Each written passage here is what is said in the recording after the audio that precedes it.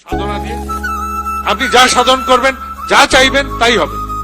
ঠাকুরের কাছে একজন এসে বলছে, ঠাকুর আমি অর্থবান যশ সব চাই। ঠাকুর বলছে, পাগল ওইসব চাস না। বলছে, আমি সব চাই ঠাকুর, আমার সব লাগে। বারবার নাকারাত্মক করার পরে ঠাকুর বলছেন, যা দেখা তোর কি আছে। বিপুল অর্থ সঞ্চয় হলো তার, যশ হলো, মান হলো। এই বিপুল সমুদ্রে সে ঠাকুর বিস্তৃত হয়েছে। বহু বছর কেটে গেছে, প্রায় 30-40-50 বছর কেটে গেল। মাঝখান দিয়ে ফাঁকের কোথায় দিয়ে চলে গেল, তার আর ঠাকুর মাথায় নাই।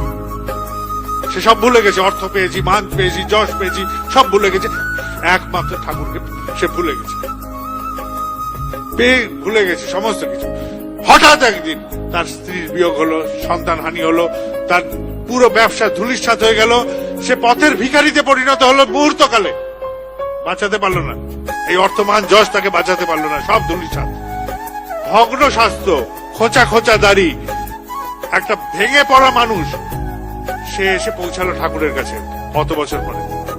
ঠাকুর চিনতে পারছেন, ঠাকুর তখন বৃদ্ধ। বলছেন যে, তুই অমুক না? লাগবে। প্রণাম করে সে চলে গেল। আর বলল কি, যে আমি অর্থমান যশ চেয়েছিলাম, আমি সব হারিয়েছি। আমি সেদিন ঠাকুর আমাকে বলেছিলেন অর্থমান যশ চাস না, আমি তার নিদর্শন। অর্থমান যশ চেয়ে আমার কি অবস্থা হয়েছে, এই আমার হাল, আমি সব হারিয়েছি। আর ঠাকুরকে যদি চাইতাম তাহলে সব পেতাম।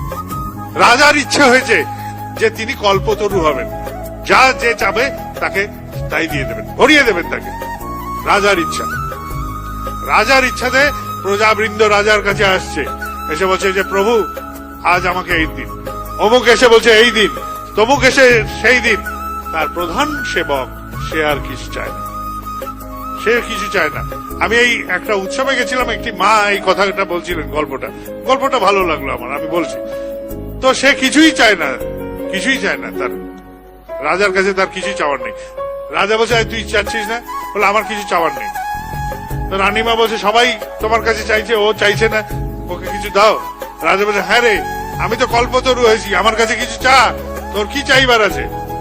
বলে, আমার তো কিছু চাইবার নেই। তোর কিছু চাইবার নেই? বলে, না, আমার কিছু চাইবার নেই।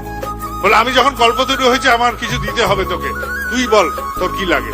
বলে, আপনি দয়া করে একবার আমার বাড়িতে চলুন, একবার। রাজা বলল, তাই হবে। মন্ত্রীকে ডেকে বললেন যে, এই মন্ত্রী, দেখো ওর বাড়িতে আমি কথা দিয়েছি যে যাব, ব্যবস্থা করো। মন্ত্রী বলল, রাজা মশাই যাবেন কি? ওর রাস্তাঘাট নাই। বলে, রাস্তা বানিয়ে দে। রাস্তা তৈরি হয়ে গেল।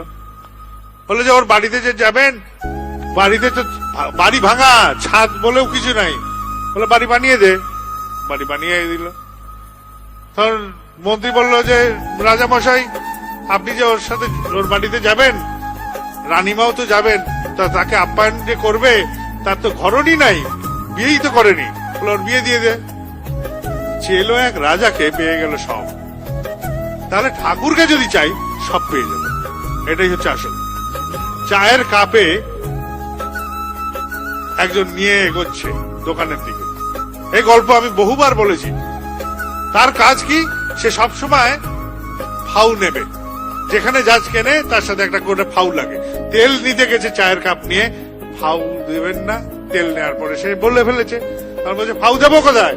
বলে, চায়ের কাপটা উল্টে বলছে, এই পেছন দিকে দিন। চায়ের কাপের পেছন দিকে যে ছোট্ট গর্তটা, তার মধ্যে ফাউটা নিয়েছে। এদিকে উল্টে ধরাতে আসলটা তো পড়ে গেছে আগেই। এবার ফাউটাকে সে সামনে নিয়ে এগোচ্ছে। ফাউকে উল্টে করে নিয়ে এগোচ্ছে, ফাউকে সামনে ওপরে করে। তখন জিজ্ঞেস করছে, তুই কাপ উল্টে যাচ্ছ কোথায়?